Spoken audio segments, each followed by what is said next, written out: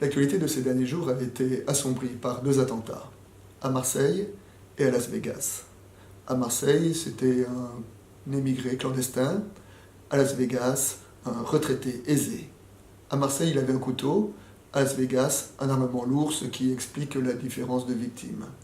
Mais qu'il y ait 2 ou 59 tués, après tout, puisque chaque être est un infini, les 2 actes sont aussi monstrueux.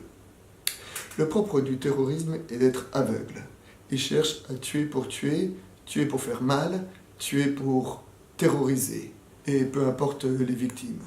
Ils ont simplement eu la malchance d'être au mauvais endroit, au mauvais moment. Cette actualité nous rappelle une notion qu'on a eu tendance peut-être à oublier, c'est que l'histoire est tragique.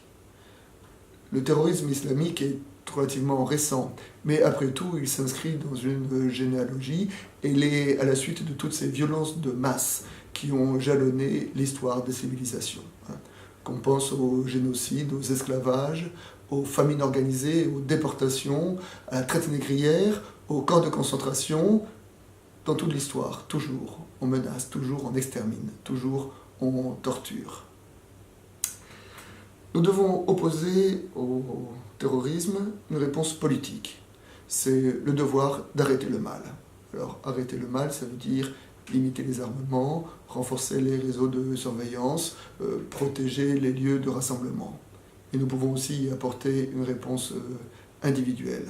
C'est opposer à la radicalité du mal ce que certains ont appelé la banalité du bien.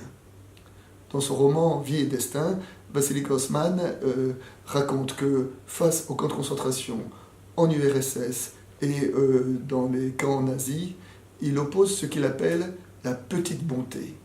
Il évoque cette petite bonté en disant c'est la petite bonté de la vieille qui donne une croûte de pain à un bagnard qui passe devant sa maison, la petite bonté d'un soldat qui partage une gourde d'eau avec un ennemi blessé et assoiffé, la petite bonté du jeune qui prend soin du vieillard.